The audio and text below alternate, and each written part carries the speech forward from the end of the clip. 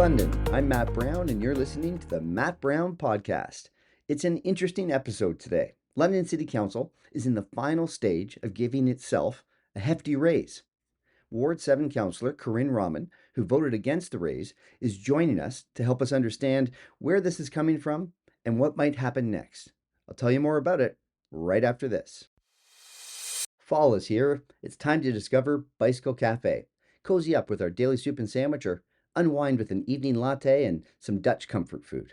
London Bicycle Cafe at the Forks of the Thames. See you soon. And we're back. London City Council salary could increase by over 35% over the course of the next 4-year term. Their overall budget, almost $8 million, a 50% increase. And this number does not include the cost of city staff who support them or the mayor's budget as well. Right now, a city councillor makes about $67,500 per year. The mayor makes around $163,000 and change. The task force is recommending a pretty substantial increase that would begin in 2027.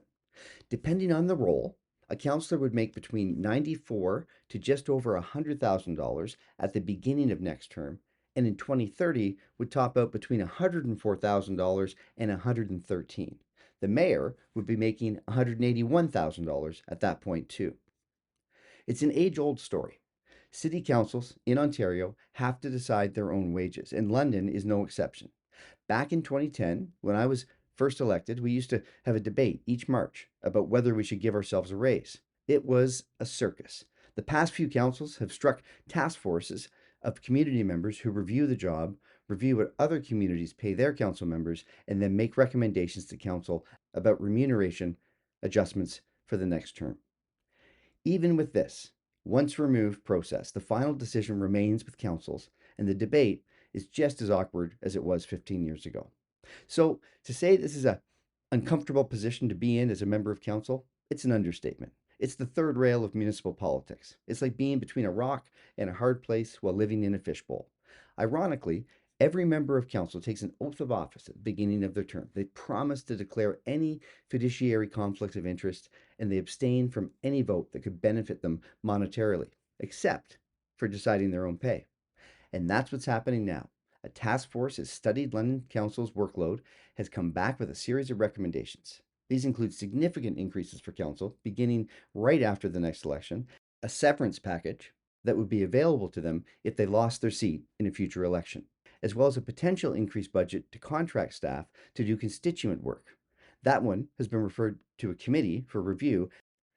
I said off the top that if all of these recommendations go through, council's budget could grow to almost $8 million.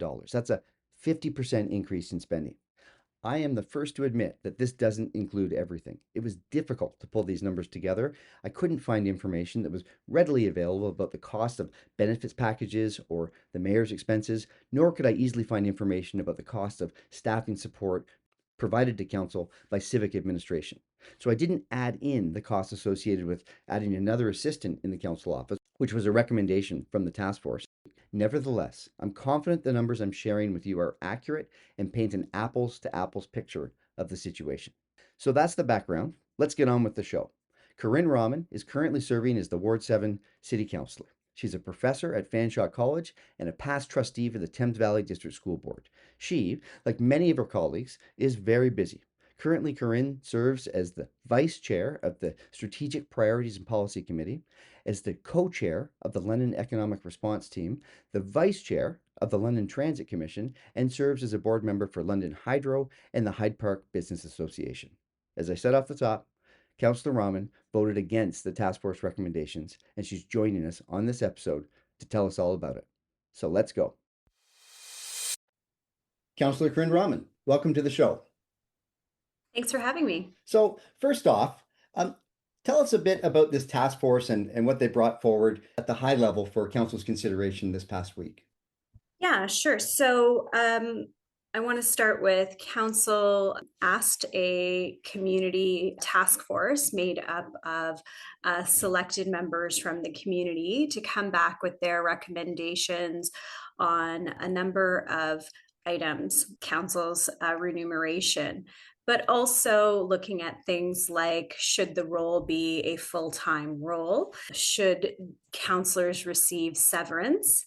And also, should we be compensated for agencies, boards, and commissions that we sit on? So those were some of the questions that they looked at. And over the course of many meetings, they evaluated those topics and came back with the report that was in front of us for discussion. And I think also there was a request for take a look at the supports that you have. Your workloads are Yes. very large, and do you have enough help from a constituency perspective and also from a city hall office perspective as well? Yes. And for those parts of the discussion, we didn't actually fully consider those matters. Instead, we've referred them to our governance working group. Okay, and then these weren't just random people from the community. These were people with lived experience as city councilors. I think you had a couple of city councilors, past city councilors, I should say, on the task force. You had Professor Emeritus, who is an expert in local government on the task force as well.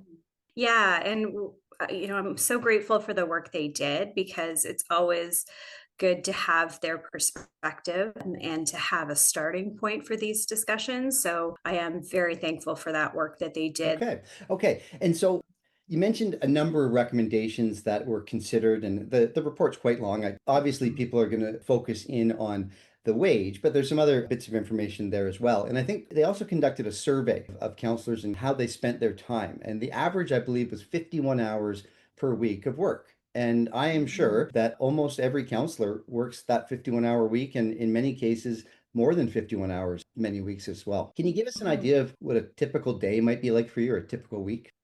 Is it a weekday or is it a weekend? Well, let's do both. Let's do weekday and then let's do a weekend, Well, I'd say this: one, no day is typical. right? So there's that. I can tell you that I may spend my time in a day doing a number of things. So, one, I tend to break up my email time into blocks. So, I start with an early morning block of time that I do about an hour and a half to 2 hours of emails. I set aside a reading block in almost every day, because you need it with the amount of committee work that we have. That's true, because folks listening might not understand that you get hundreds and hundreds and hundreds of pages of documents that aren't light reading, and you have to go through them each and every week. Yeah, and evaluate what's in front of you, make up your questions that you're going to ask, connect with staff on matters maybe that you need more information on, or about questions or motions that you're working on. So I typically set aside, I would say, about 2 hours a day for that reading block on the days I do not have committee meetings. If I have a heavy week of committees, and that varies, and committees and council, I will say, that varies from week to week. I might be in a committee meeting. Usually a Monday and a Tuesday are most of our meeting dates. With Hydro, some of my other responsibilities, they may meet on Wednesdays and Thursdays and Fridays. But, fitting in that time, typically when we meet, it's usually around 4-hour blocks at least, that we set aside for our meetings. Just depends on which committee. We've also shrunk our standing committees. So there's 3 standing committees. And so we've put more items together, which is good from Which the is perspective. efficient, but it makes for a longer meeting. It can. Mhm. And so, we're learning through that process. And we just went through a real evaluation of that exercise as well. Like I said, every day is different, but a lot of time is spent with constituent issues, making phone calls, returning phone calls, and communication with constituents. And then I think what people probably see more of from our city council, if you're involved in social media or anything, is the events and the other That's activities. evenings, that's weekends, Yes. and you could be busy every night of the week, and you could be busy every day of the weekend as well. Absolutely. So tonight, just for an example, on a Saturday, I spent 4 hours doing emails and doing catching up on some work from earlier this week. It was budget. So we had an extra committee meeting this week. So I caught up on that this morning. This evening, I have a dinner that I'm attending. It's a 4-hour event, and I'm there to represent the mayor and the city. Right. And so 51 hours can go by pretty quickly, and can also, you Yes. can hit above that mark pretty easily as well. I think that that's why it's difficult to pick what an appropriate wage would be like, because this is also a public service. So let's talk numbers. Way back in 2010, I had the privilege to serve as Ward 7 councillor in the ward that you represent today. We were making about $35,000. Now, at the time, we also received a tax break for about a third of that money was not taxed. And so the compensation really was more like $42,000, $43,000.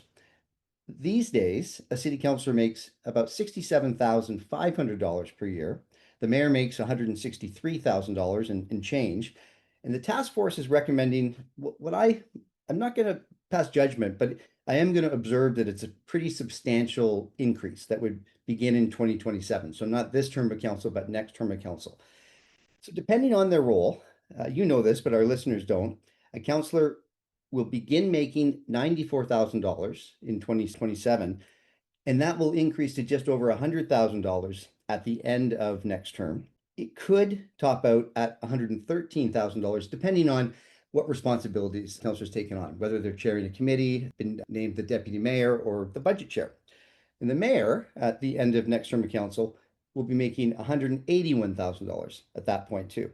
So you just voted against this and other recommendations that were part of the debate this past weekend. Can you tell us why?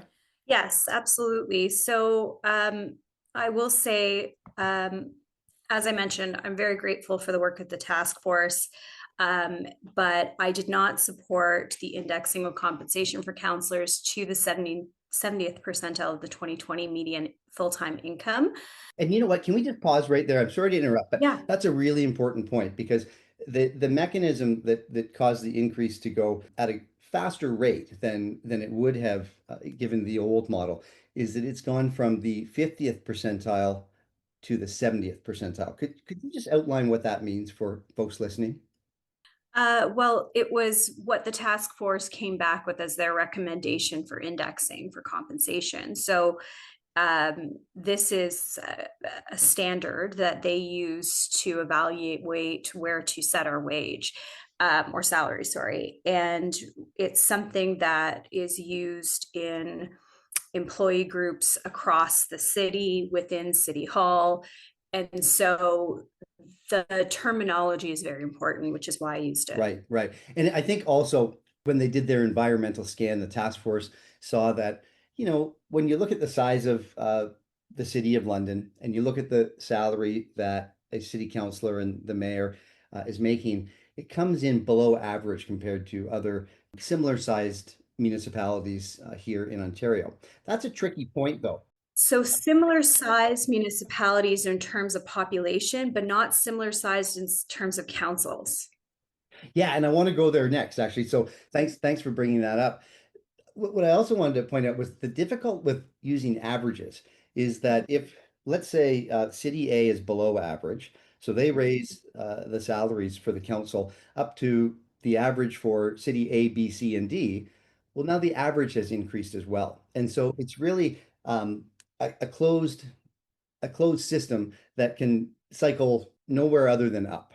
And he also mentioned that similar sized cities have councils of vastly different number of members who sit on the council. So right now, people probably know there's 15 members of council, 14 councillors, and a mayor. And there can be communities much larger than London that have fewer. Yes, absolutely. And I want to make something also clear when we're talking about this that, this is the first term of council that's sitting with strong mayor's powers. And so, how strong mayor powers come into the role of a councillor and the types of decisions that we make, that also needs to be evaluated because, in my opinion, decision making has changed since we had the addition of strong mayor powers. I would say that when you look at, for instance, in previous terms of council, how council was involved in the budget process and how the council is involved in the budget process now. Right. And so, before when I had the privilege to serve on a couple of councils, we would start our budget deliberations in December. We'd be delivered a December present that was a binder with about 2,000 pages in it. We'd spend our holidays in December going through the business cases, essentially, about what the budget could look like for the next year. And then we'd spend most of January and well into February deliberating and debating, maybe ten full days of meetings. Hmm. We moved then to a multi-year budget, which you still use. Hmm. But what you're saying now is because as a result of strong mayor powers, you don't participate as closely in that process. The decision making has definitely Yeah. changed, and the ability for a counselor to make a change to the budget, in my opinion, it only comes through, of course, through the amendment process, but it is more challenging because you also know that the mayor has the ability to veto. Yeah. So it's completely different. And so I'm just curious why you raised that change in association with the salaries that we've been discussing. Yeah, because when you evaluate a job, you evaluate how that individual interacts with decisions in order to decide what the compensation level should be. So for me, when I look at compensation and I look at it from that perspective of what is the difficulty of the job and the type of decision that's And folks required. might not know that you have an HR background, and so that would come naturally to you. And we Yeah. talked about the size of council. When I was Yeah. mayor, I used to joke that I would really appreciate a smaller council at some council meetings because everybody gets 5 minutes to speak about anything, and so the debate can go on for hours and hours. But in all seriousness, do you think that 14 councillors might be too many? So what I said was, I believe that the compensation discussion and the ward size discussion should be linked. And I've always supported a smaller council. And I did try to move us towards the discussion during the ward boundary review to a smaller council. And again, it comes back to has the role changed? But as you would know, in Ward 7, we've seen significant growth. Incredible growth. It may still be the fastest growing ward in the entire city. Ward Nine's kind of inching their way closer. So, as Ward Seven's been built out, but right now I represent about 47,000 people in the city of London. The smallest ward is about 23,000. So I am comfortable that the job can be done effectively with a population base of about 47,000 and some growth. So, in my opinion, we could have shrunk council. And that needs to be a discussion that we're having as we're having discussions about compensation as well. Because what we heard from the public was, well, yeah, I'd support that if council was smaller. Okay, that's very interesting. And because these things really are inextricably linked. So Yes. you have 47,000 constituents, another ward councillor might have 27,000 constituents. Obviously, that needs to be rebalanced. And that's Mhm. happened as a part of this term. The Yes. ward boundaries have changed. The Ward 7 has seen a significant change. And then also, I can see your point to total workload. I heard one person present an option to me that if you were to say shrink council down to say 9 or 11 members, so that would be 8 members of council and a mayor, or it would be 10 members of council and a mayor instead of 15. Is that what you're thinking, or do you have a different number in mind? So, along with the compensation conversation, I would like the province to take on the ward size conversation as well. Once they change Toronto, it's difficult to say, hey, Toronto has 26 councillors and a mayor, or 26, including the mayor, and we should have 15. And I know for a lot of people that's difficult to wrap their heads around because they think as the city grows, you should have more members of council. But things have changed significantly. And like I said, one example is just when it comes to the discussion of strong mayor powers. Right. And so Toronto is a great example where the premier several years ago basically cut council in half and eliminated Mm-hmm. half of the seats. And Toronto is, significantly larger, at least 4 times larger than London. Yeah. Last time I looked at the population numbers, they can do it. Also, members of parliament, members of provincial parliament, they represent in the neighborhood of 110,000 constituents. We've got 4 ridings here in the London and area. So it's not like the model doesn't exist. It's about the Mm-hmm. process from getting from A to B. And Right. really, if you think about the financial benefit to moving to a smaller council, well, you could take the existing budget and you could redistribute it. There'd be no increase to the tax levy, and councillors would be paid a higher wage. It could very well be in the $100,000 range with no really economic impact to the budget. Exactly. And I think for me, when we start to discuss the issue of how we should be supported, the support model is really important to how you might support a ward differently if it was larger in size. It could have more of a staff complement. And I think that a constituency office model, perhaps still centralized at City Hall, but makes sense in terms of the way that we could function. So those are bigger conversations, obviously, but I think that it's time, if we're going to continue to call ourselves a big city or medium-sized city trying to be a bigger city, we need to start thinking like a bigger city. Right. And for context, give folks listening an idea of what support is in place now, Sure. and then align it with what your vision is for the future. Yeah, so we have a staffing model currently where we have about half a person supporting us each. So we basically have a shared model, and then we are given a budget where we can use that to help to hire additional people to do work for And us. that's So $13,500. well, that's our entire budget.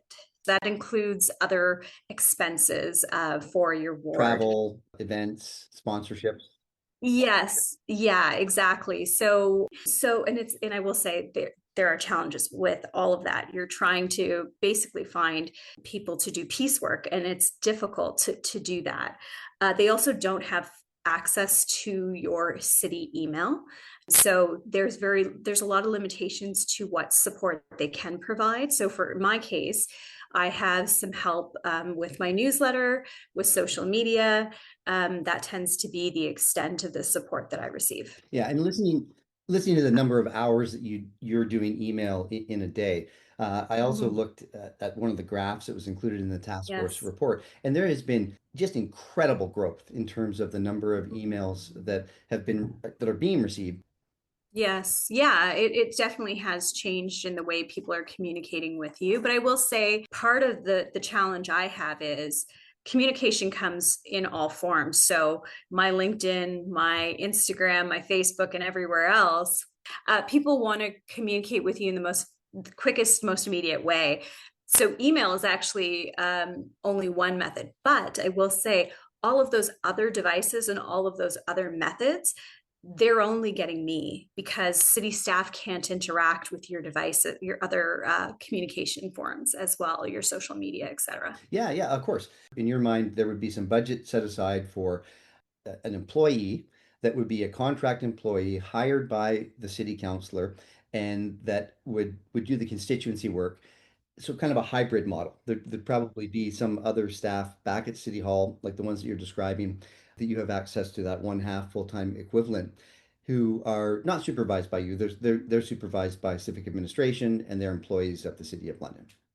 I mean, there's debate around whether or not that just becomes a full constituent model where the counselor supervises the entirety of the role and they become political roles. And so that is something I personally am in favor of, but that's a different conversation for another And day. again, it's not like you're inventing this. That is exactly what the mayor's office has. And then I guess if we do this, we'll call it the Mhm. constituency model. Um, do you see that as having an office then? A councillor would have an office in the ward in which they I don't represent? necessarily think that's an expense that needs to be incurred, but I do always like the option, and I don't feel like I have this option per se, and other members of council wouldn't either, of using touchdown places like community centers or libraries or other places. So I do some of that myself. I tend to work from home a few days a week just so that I can be in the ward and do lots of meetings in and around the area. I find that helpful just for my own understanding of an issue, checking out up on something that maybe somebody has raised with me, etc. Let's bring this all together. So there are a few ideas that Yeah. we've talked about today. One is counselor compensation. There's no question in my mind that many counselors work impossibly hard. I used to say that, a Mhm. counselor will work as hard as they choose to work, and there will never be a shortage of work. And so if you choose to work Mhm. 70 hours a week, there will be 70 hours of work. If you choose to work 80 hours a week, I'm worried about you, but there will be 80 Absolutely. hours of work. So we talk about compensation, and then we've talked about the number of counselors that would be on a Mhm. council. And your idea is if you were to shrink that, you'd Mhm. increase the workload, but you'd support it in a constituency model way and probably be supported with the budget that exists Mhm. today because you'd be eliminating a number of counselors and all of the expenses that go along with each of them.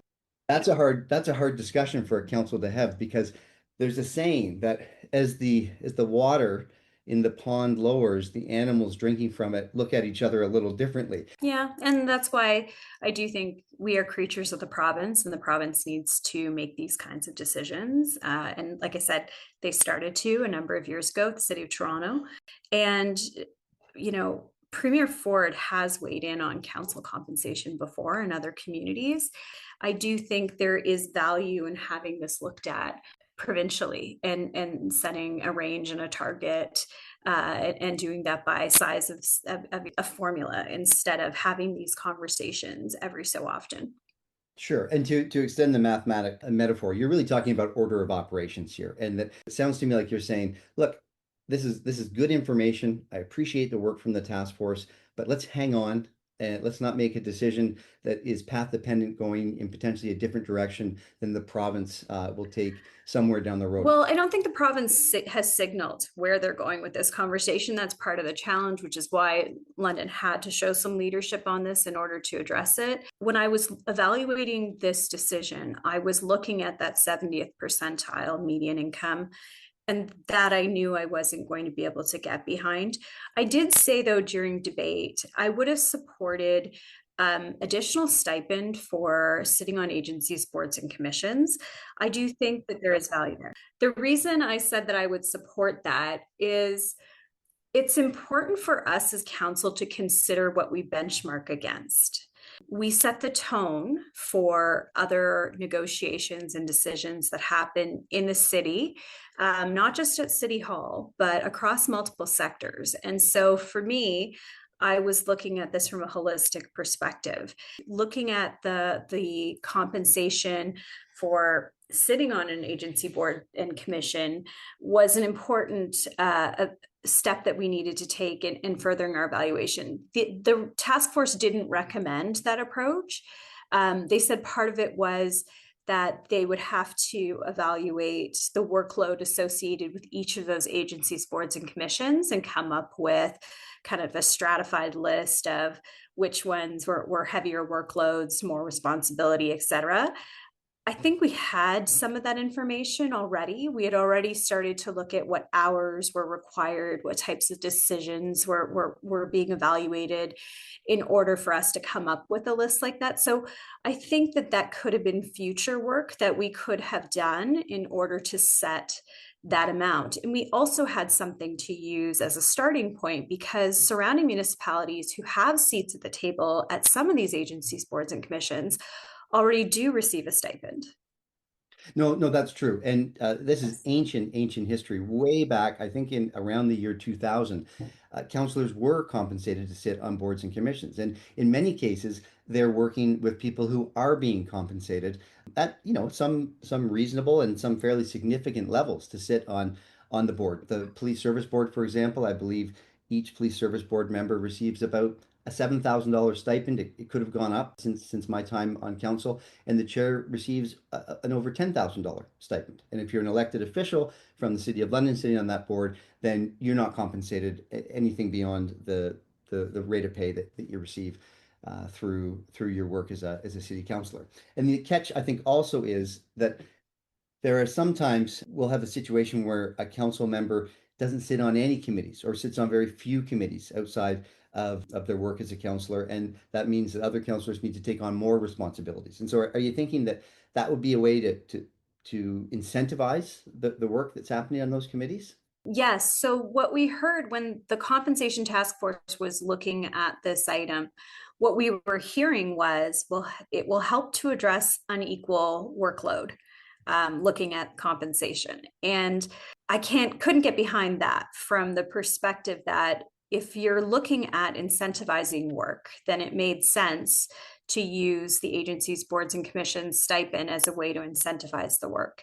Right. So you have a lower starting salary, and then Yeah. if you take on a role as a committee chair, you receive some compensation for that. If you take on some really complex work at complicated boards like the Police Service Board, I'll give one example, or London Hydro that you sit on now, then you're compensated for that as well. So it can be kind of a sliding scale. Yes, and it would mean putting less into base, and I think that that to me was a way that I was looking at finding a way forward so that I could still support some of the recommendation, but not to the 35% level that was put forward. But let's sort of finish this conversation off here. This is going to council this week. What exactly are the decisions that council will be making? From here, the recommendations that came out of SPPC, which is the acceptance of the task force report. The only amendment really outside of the recommendations that were put forward was to amend severance. And so the task force, so I did bring this issue up to council when we were putting together the terms of reference for the task force, because we were having this discussion of is council, or should council be, the role of a councillor be considered a full-time role? And then the discussion became, is it a full-time job? And so as that discussion played out, one of the points that I brought up is when we start to talk about it as a full-time job, does it have Employment Standards Act's consequences? And so that to me was the reason why, as we started down this path, and I kept hearing council say that they were looking, or councillors saying that they were looking at it as a full-time role going forward, instead of the unique position that it is under the guiding principles right now. If that's the case, then do we need to look at the idea of severance? Because that's part of what most people have in a full-time employment contract. So from there, that severance discussion went to the task force. The task force did not recommend severance. That was amended into the decision that came forward at SPPC and was supported by the majority to move forward to the council discussion as well. Right. So folks at home know it's a 4-week severance that would be paid. So it would be about a $10,000 cost, and it's basically providing bridge funding as the councillor looks for new work after they, I guess, lost their election. So the way it's worded right now, it says at the time of losing an election. Okay, so you have to lose to get $10,000. Okay. Yeah. So what I said about this is, in the task force report, it says the only method of evaluation of a councillor is at the time of an election. So let's say at the time of an election, you do not get reelected. It usually means that people didn't support the work you did as a councillor. And so then we're going to reward you with a severance. Right. So isn't that similar to rewarding for poor performance? Right. I gotcha. Yeah, it makes perfect sense, the point that you're making.